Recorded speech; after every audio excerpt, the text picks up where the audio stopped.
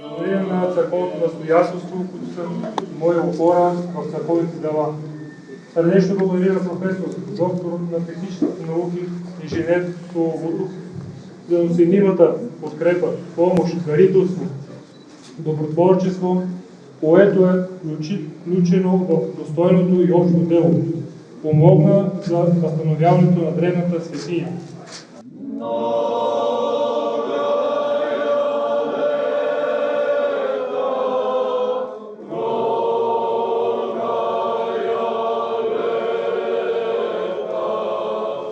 Църквите са стълбове на вярата и духовността, убежища, в които спираме, размишляваме и се свързваме отново с Бога, с корените си и помежду си.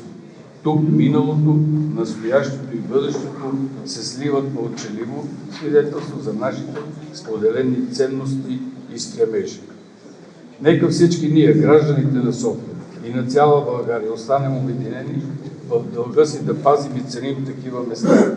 И вярата, културата и колективната ни памет са основите, върху които изграждаме силно, жизнено общество за нашите деца и бъдещите поколения.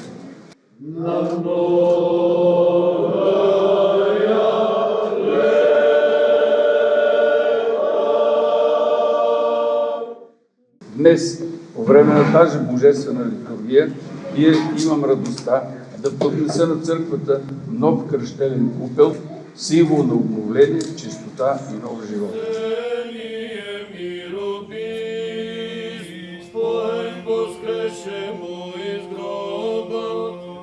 Началнику жизни нашей, разруши посмертие.